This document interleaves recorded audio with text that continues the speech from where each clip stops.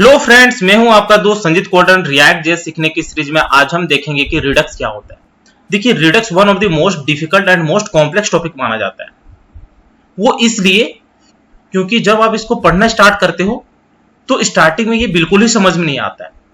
आप इसको 5 से 10 बार भी पढ़ लोगे फिर भी आपका कंफ्यूजन बना रहेगा।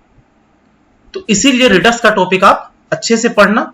ये एक्चुअल में कुछ नहीं है, बट इसकी जो रिक्वायरमेंट है और ये क्या कहना चाहता है बस उसे समझना है। तो इसीलिए रिडक्स का कॉन्सेप्ट आप बहुत ही अच्छे से पढ़ना।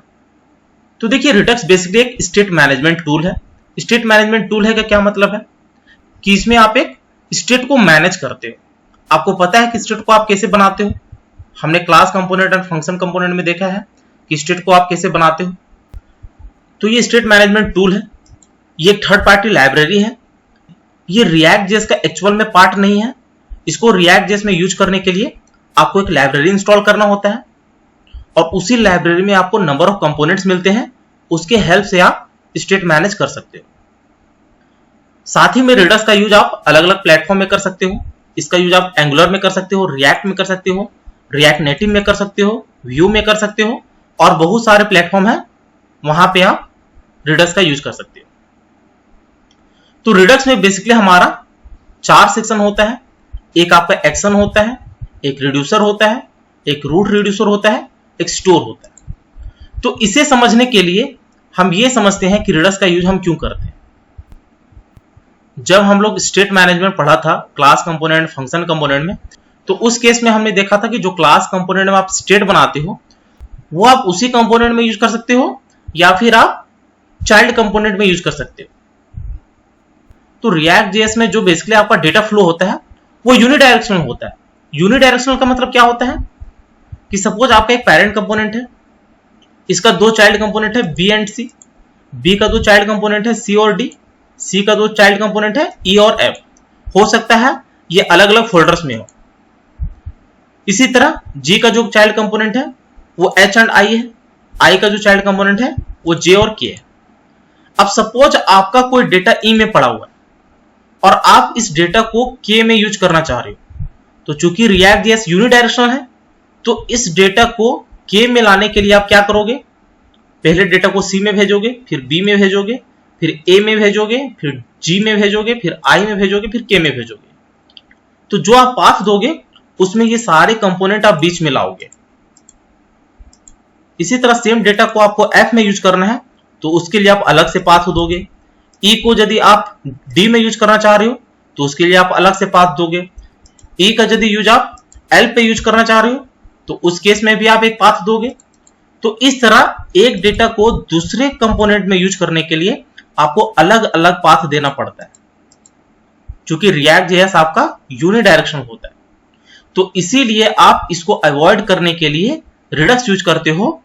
रिडक्स बेसिकली बाय डायरेक्शनल होता है और आप डेटा को ग्लोबल बना के उसको कहीं पे भी यूज कर सकते हो। तो रिडक्स में जो पहला होता है आपका एक्शन होता है।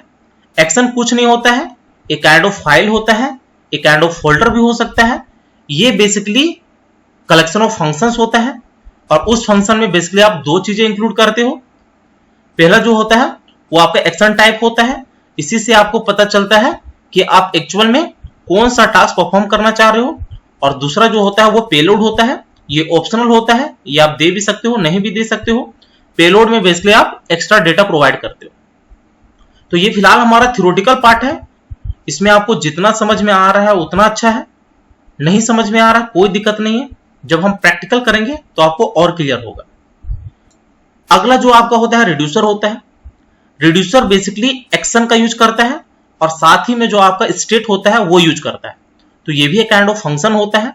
उस फंक्शन में ये 2 आर्गुमेंट लेता है, जैसा कि मैंने आपको बताया कि पहला वो जो डेटा लेगा वो स्टेट लेगा और दूसरा जो डेटा लेगा वो एक्शन लेगा।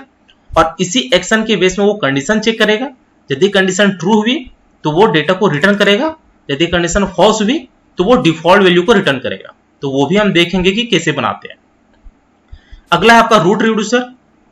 जब आप एक एप्लीकेशन में मोर देन 1 रिड्यूसर यूज करना चाह रहे हो तो उस केस में आप रूट रिड्यूसर यूज करते हो। रूट रिड्यूसर में बेसिकली आप कंबाइंड रिड्यूसर यूज करते हो और उस कंबाइंड रिड्यूसर से आप कलेक्शन ऑफ रिड्यूसर्स को कंबाइन कर सकते हो। तो यदि आप more than one reducer use करना चाह रहे हो तो उसके लिए आप एक अलग से कंपोनेंट बनाओगे, वो बेसिकली आपके सारे रिड्यूसर्स को कंबाइन करेगा। तो ये भी हम देखेंगे कि कैसे करते हैं। अगला है आपका स्टोर। स्टोर आपका फाइनल कंपोनेंट होता है, यहीं पे आपका डेटा मैनेज होता है। जो ओवरऑल स्टेट मैनेजमेंट होगा वो आपका स्टोर के थ्रू ही होगा। तो स्टोर में भी हम नंबर ऑफ कंपोनेंट्स इंक्लूड करेंगे। तो उस केस में आप गेट स्टेट यूज कर सकते हो, डिस्पैच यूज कर सकते हो और सब्सक्राइब यूज कर सकते हो। तो जब हम लोग प्रोग्राम बनाएंगे तो उसी केस में हमें पता चलेगा कि ये गेट स्टेट क्या होता है, डिस्पैच क्या होता है, सब्सक्राइब क्या होता है। तो अभी के लिए फिलहाल आप ये मान के चलो कि इन फंक्शंस को आप स्टोर में यूज कर सकते हो। तो स्टोर में आप बेसिकली क्या करते हो, स्टोर को आपको क्रिएट करना होता है। उसके बाद जो स्टोर में आप आर्ग्यूमेंट भेजते हो, तो आर्ग्यूमेंट में ये बेसिकली रिड्यूसर को कंटेन करता है, जो कि आप यहां से लाओगे या डायरेक्टली आप इस रिड्यूसर से लाओगे। क्योंकि मैंने आपको बताया कि जब आप more than one reducer use करोगे तो उस केस में आप रूट रिड्यूसर यूज करोगे। यदि आप एक ही रिड्यूसर यूज करोगे तो उस केस में आपको ये देने की जरूरत नहीं है। तो वो भी हम देखेंगे कि कैसे करेंगे। साथ ही में आप रीडर्स को अलग अलग तरीके से यूज कर सकते हो। एक सिंगल फाइल के हेल्प से आप रीडर्स को मैनेज कर सकते हो। सिंगल फाइल का मतलब क्या है कि सपोज आप index.js का यूज किया और उसी में आपने एक्शन बनाया, रिड्यूसर बनाया, रूट रिड्यूसर बनाया, स्टोर बनाया और उसी में आप डेटा को मैनेज कर रहे हो। अगला जो आपका तरीका है वो फोल्डर स्ट्रक्चर है। उस केस में आप अलग अलग फोल्डर बना सकते हो।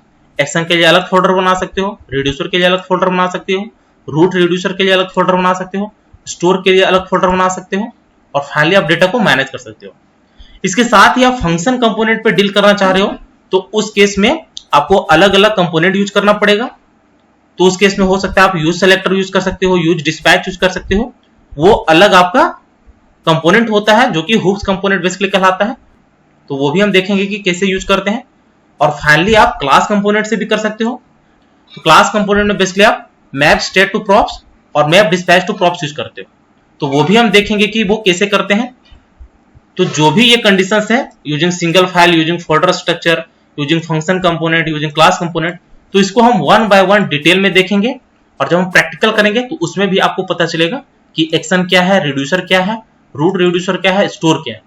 तो फिलहाल के लिए जो भी मैंने थ्योरेटिकल पार्ट बताया है इसे आपको ध्यान में रखना है।